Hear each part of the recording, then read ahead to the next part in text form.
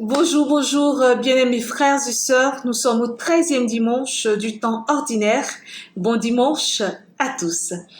Les merveilleux textes de ce 13e dimanche nous donnent les exigences de notre engagement à la suite de notre Seigneur. Engager à cette suite exige que nous nous détachions de certaines choses pour être pleinement à lui. Nous allons les voir de plus près. On commence avec l'évangile du jour. Extrait de Saint Luc, chapitre 9, versets 51 à 62. Dans ce texte, on nous dit que, sentant qu'il allait être enlevé, le visage déterminé, il s'est mis en route pour Jérusalem.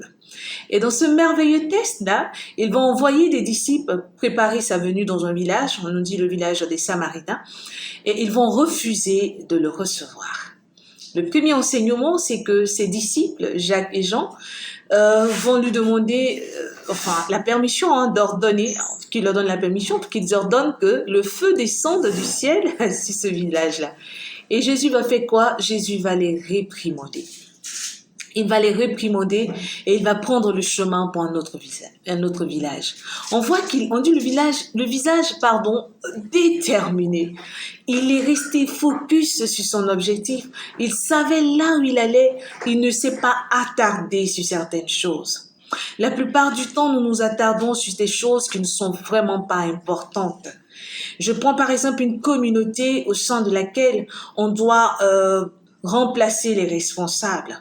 On voit beaucoup de remue-ménage, beaucoup de choses se faire, on entend beaucoup de choses se dire, on s'attarde sur ce qui n'est pas important au lieu de nous concentrer sur ce qui est important, c'est-à-dire comment faire pour que ceux qui viennent soient véritablement, soient des personnes véritablement acquises à la cause de notre Seigneur Jésus-Christ.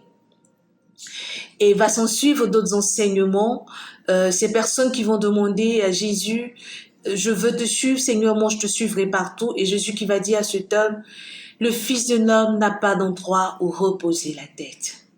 Là encore, un second enseignement, il est en train de nous dire que le suivre, c'est porter notre croix.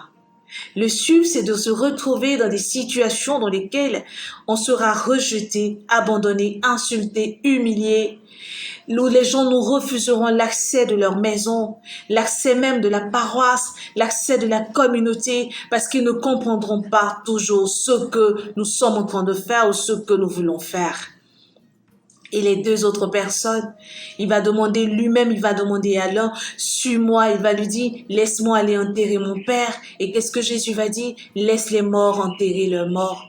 Toi, va annoncer le règne de Dieu. Et la quatrième personne qui va lui dire, Seigneur, moi je veux te suivre. Et qu'est-ce que Jésus va dire? Mais laisse-moi aller faire mes adieux aux gens de ma maison. Jésus qui va dire, quiconque met la main à la charrue, qui regarde en arrière, n'est pas fait pour le royaume des cieux. Notre engagement à la suite de notre Seigneur Jésus-Christ va nous obliger à nous détacher de nos attachements désordonnés, à nous détacher de nos jalousies, de nos calomnies, de nos critiques, à nous détacher de la malhonnêteté, à nous détacher vraiment de la négligence, à nous détacher de la paresse, pour nous attacher véritablement à lui. Ce détachement ne veut pas dire que nous ne devons pas aimer. Ce détachement ne veut pas dire que nous devons négliger le travail qu'il nous a donné, que nous devons négliger l'époux, l'épouse qu'il nous a donné, que nous devons négliger nos familles, négliger nos enfants, non. Mais c'est un détachement qui nous enseigne à mettre Christ au centre de notre vie, à faire de lui notre priorité. Et c'est cette priorité qui va nous aider à pouvoir mieux vivre les autres engagements, à ne pas nous attarder sur ce qui ne nourrit pas, à ne pas nous attarder sur ce qui ne fait pas grandir spirituellement, à ne pas nous attarder sur ce qui ne construit pas l'homme, mais à faire de lui notre priorité pour avancer. Et nous le voyons également dans la première lecture où Élie doit consacrer Élisée comme prophète. Il arrive, il trouve Élisée dans ce champ, et on dit, il a jeté son manteau. L'autre a su automatiquement ce que ça voulait dire. Mais il a dit quoi? Laisse-moi aller dire au revoir, n'est-ce pas? Et il a dit, je n'ai rien fait. Mais je pense que Élisée a compris. Et il y a un geste d'Élisée là qui, moi, me touche. il a immolé une paire de bœufs, il a fait cuire, voilà, ils ont mangé. Et pour moi, c'est comme si cette paire-là représentait sa richesse, son attachement. Il a pris le soin de pouvoir se détacher de cette paire en les immolant en l'immolant pour que voilà, il puisse être libre d'aller annoncer le règne de Dieu. Et il a suivi dans l'annonce. Notre détachement va nous rendre libres. Mais de quelle liberté? La deuxième lecture de Saint Paul apôtre aux Galates, on nous dit que pour que nous soyons libres, c'est pour cela que Jésus nous a libérés. Mais il nous a libérés au fait de quoi? Il nous a libérés de nos adorations, il nous a libérés de nos attachements, il nous a libérés de nos tristesses, il nous a libérés de nos coups bas, il nous a libérés vraiment de nos maladies, de ces chaînes bizarres. Jésus nous a libérés pour que nous soyons véritablement libres. Notre liberté ici ne veut pas dire libertinage. Notre liberté ici ne veut pas dire faire tout et n'importe quoi. Notre liberté ici ne veut pas dire empêcher d'autres de servir, empêcher d'autres d'être à la suite de notre Seigneur Jésus-Christ. Il nous a libérés pour que nous ne soyons plus sous l'emprise de la chair, mais que désormais le Saint-Esprit nous guide. Mais le Saint-Esprit ne fait pas de nous des esclaves. Et le Saint-Esprit ne nous autorise pas à faire de d'autres personnes des esclaves.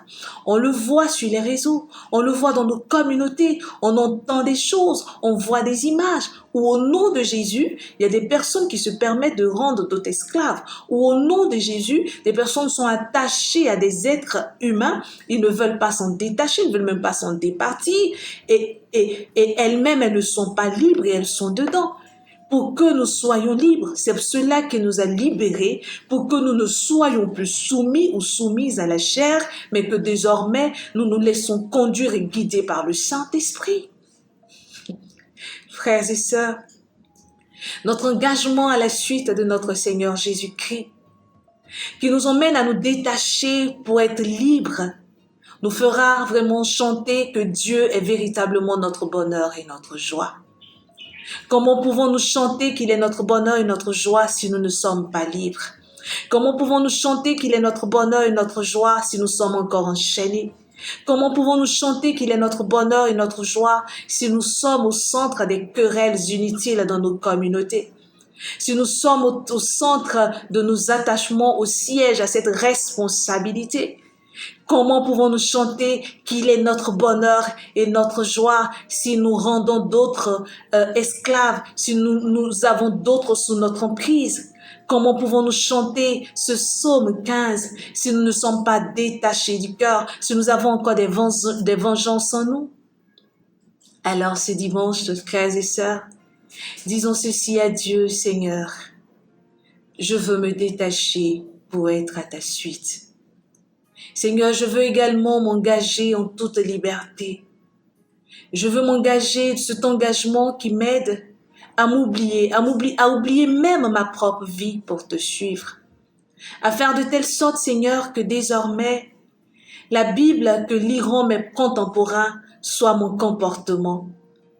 À faire de telle sorte que cette lecture-là les emmènera à conclure ceci: que tu es Seigneur, tu es le roi des rois. Seigneur, je sais que ça ne sera pas facile. Je sais que je dois porter cette croix, mais je veux la porter pour être à ta suite. Je veux, Seigneur, moi aussi faire partie du royaume. Et je veux, Seigneur, faire de telle sorte que ton règne vienne. Je veux faire de telle sorte que l'annonce de ce royaume soit vraie. Que l'annonce de ce royaume se fasse en toute humilité et simplicité.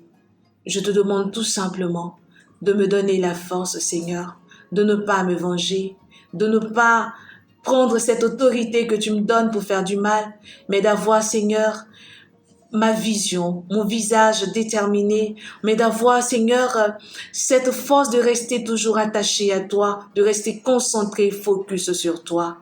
Que ton règne vienne, Seigneur. Merci pour cette opportunité que tu nous donnes. Et frères et sœurs, Dieu nous aime. Il nous aime. Au revoir et bon dimanche.